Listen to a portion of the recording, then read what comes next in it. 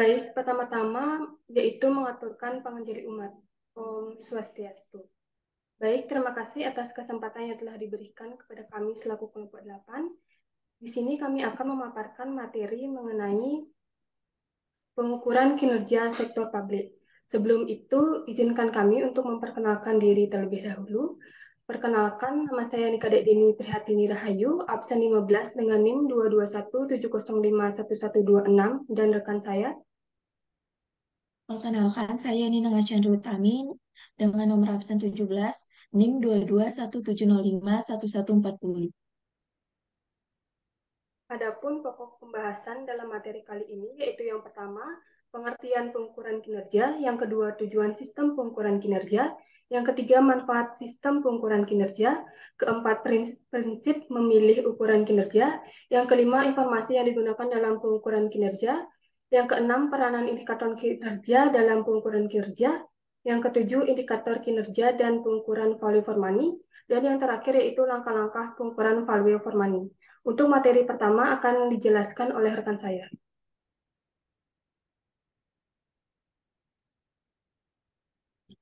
Baik, terima kasih. Di sini saya akan menjelaskan mengenai materi pertama, yaitu tentang pengertian pengukuran kinerja. Nah, pengukuran kinerja sendiri merupakan suatu sistem yang bertujuan untuk membantu manajer publik dalam menilai pencapaian suatu strategi melalui alat ukuran finansial dan non-finansial, yang mana sistem pengukuran kinerja dapat dijadikan sebagai alat pengendalian organisasi karena pengukuran kinerja diperkuat dengan menetapkan reward and punishment system. Adapun reward and punishment system digunakan sebagai salah satu cara dalam memotivasi karyawan dalam perusahaan agar dapat melakukan yang terbaik bagi perusahaan. Next.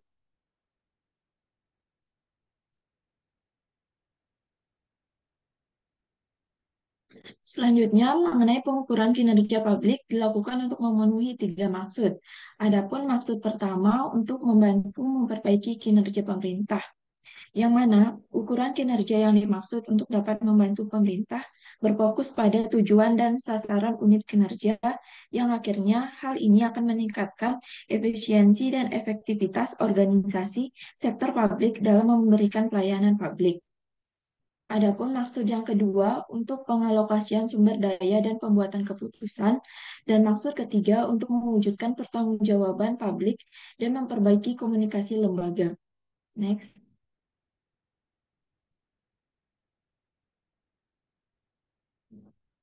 Materi selanjutnya mengenai tujuan sistem pengukuran kinerja. Secara umum, tujuan sistem pengukuran kinerja meliputi beberapa hal. Yang pertama, untuk mengomunikasikan strategi secara lebih baik atau top down and bottom up. Yang kedua, untuk mengukur kinerja finansial dan non-finansial secara berimbang sehingga dapat ditelusuri perkembangan pencapaian strategi. Yang ketiga, untuk mengakomodasikan pemahaman kepentingan manajer level menengah dan bawah, serta memotivasi untuk mencapai goal Congress. Dan yang keempat, sebagai alat untuk mencapai kepuasan berdasarkan pendekatan individual dan kemampuan kolektif yang rasional. Next.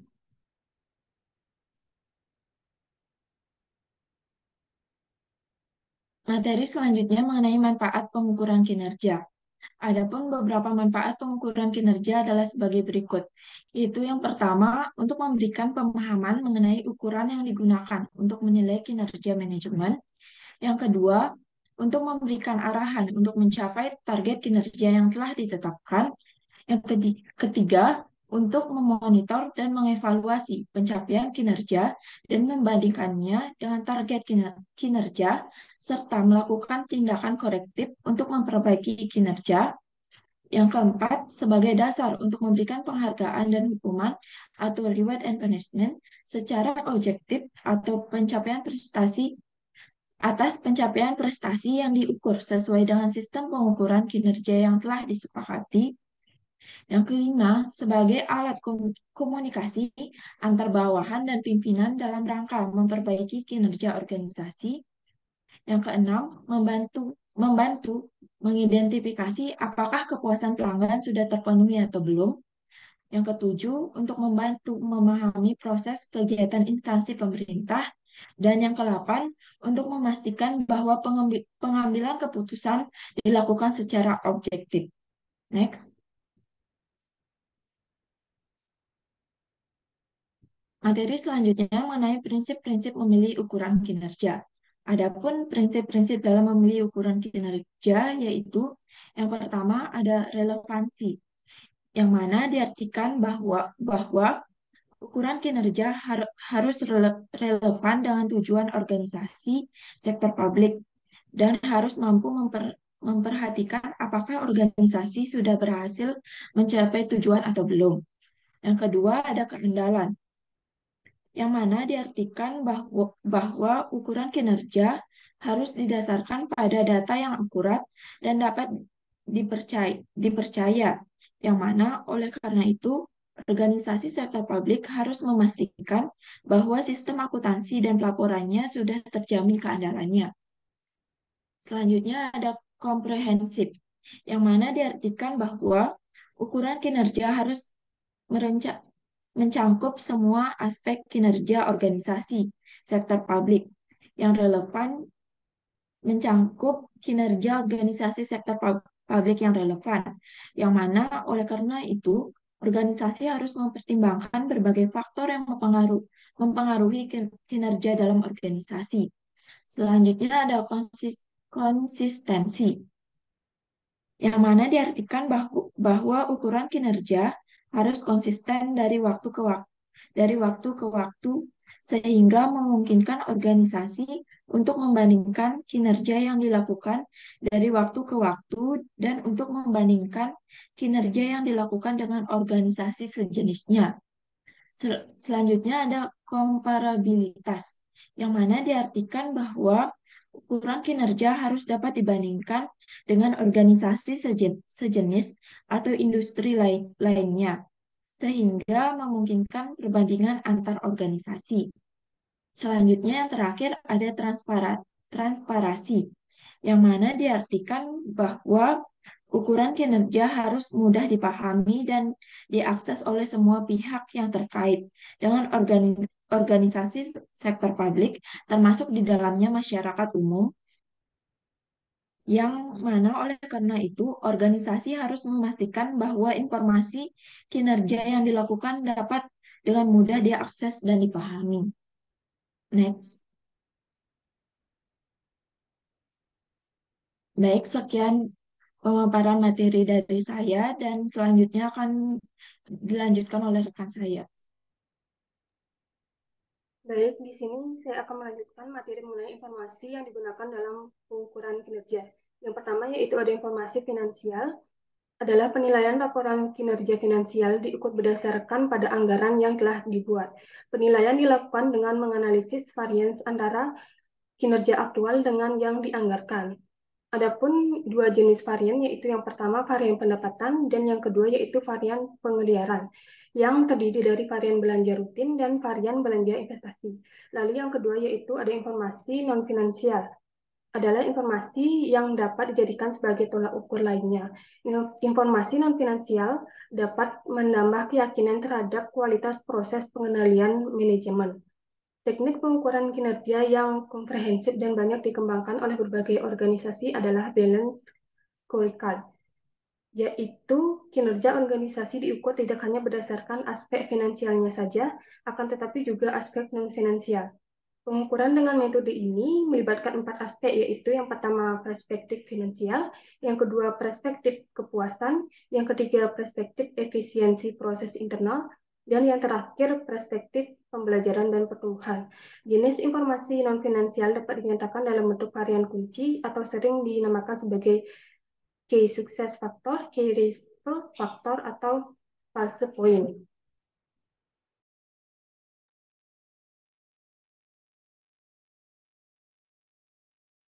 Lalu yang kedua yaitu ada peranan indikator kinerja dalam pengukuran kinerja. Indikator kerja digunakan sebagai indikator pelaksanaan strategi yang telah ditetapkan. Indikator tersebut dapat berbentuk faktor-faktor keberhasilan utama organisasi dan indikator kinerja kunci.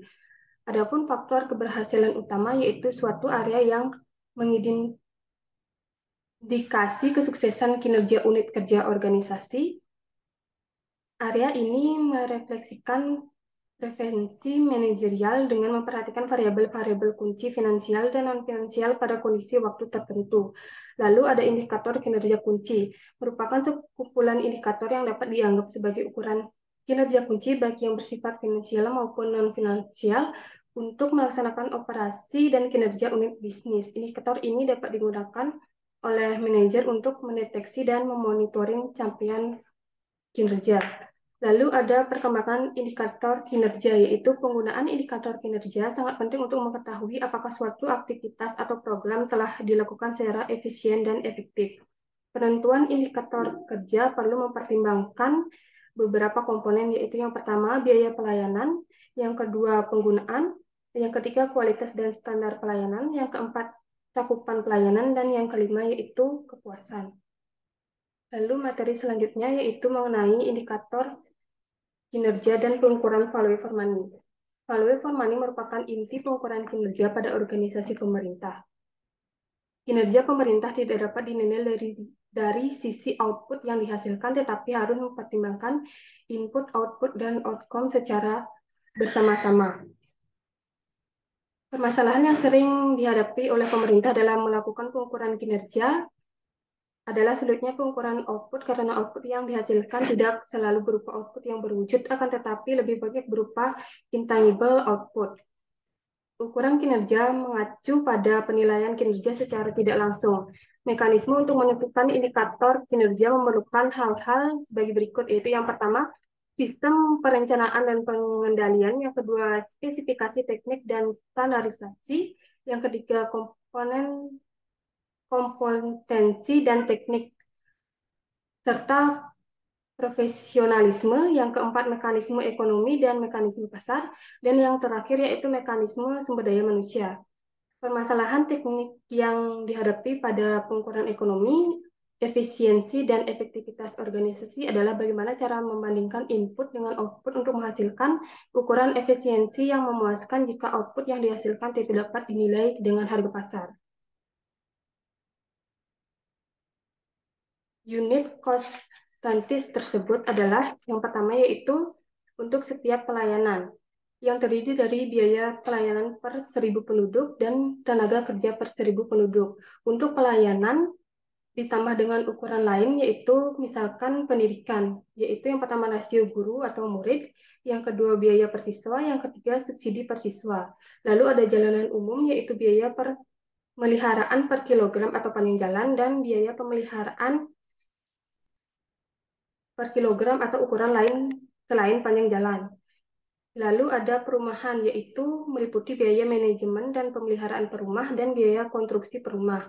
Dan yang terakhir yaitu angkutan kereta api. Yang pertama yaitu persentase keterlambatan waktu dari jadwal pemberangkatan.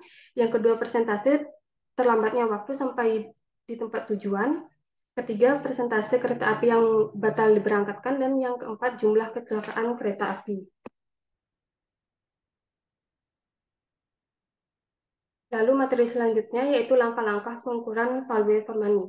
Yang pertama yaitu ada pengukuran ekonomi, yaitu pengukuran efektivitas hanya memperhatikan keluaran yang didapat, sedangkan pengukuran ekonomi hanya mempertimbangkan masukan yang dipergunakan.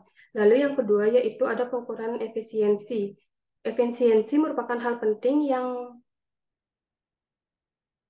membahas value for money. Efisiensi diukur dengan rasio antara output dengan input. Semakin besar output dibandingkan input, maka semakin tinggi tingkat efisiensi suatu organisasi.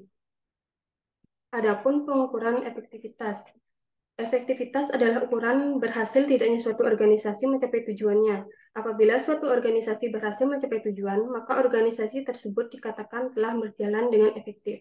Hal ini penting dicatat adalah bahwa efektivitas tidak menyatakan tentang berapa besar biaya yang telah dikeluarkan untuk mencapai suatu tujuan, melainkan biaya boleh jadi melebihi apa yang telah dianggarkan, boleh jadi 2 kali besar daripada yang telah dianggarkan. Efektivitas hanya melihat apakah suatu program atau kegiatan telah mencapai tujuannya yang telah ditetapkan. Lalu yang terakhir yaitu pengukuran outcome. Outcome sendiri adalah dampak suatu program atau kegiatan terhadap masyarakat.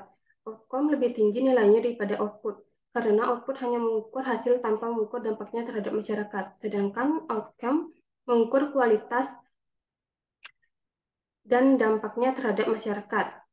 Pengukuran outcome memiliki dua peran, yaitu peran retrospektif dan prospektif. Peran retrospektif terkait dengan penilaian kinerja masa lalu, sedangkan peran prospektif terkait dengan perencanaan kinerja yang akan datang.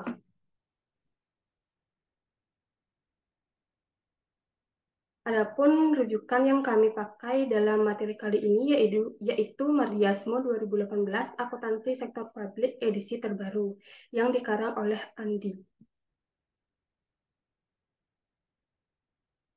Lalu, jika ada teman-teman yang ingin bertanya mengenai materi yang telah kelompok kami sampaikan, bisa bertanya pada saat sesi diskusi dimulai. Baik, sekian materi yang dapat kami sampaikan. Jika ada salah kata atau sesuatu yang kurang berkenan, kami mohon maaf. Kami tutup dengan Paramu Santi. Om Santi, Santi, Santi Om.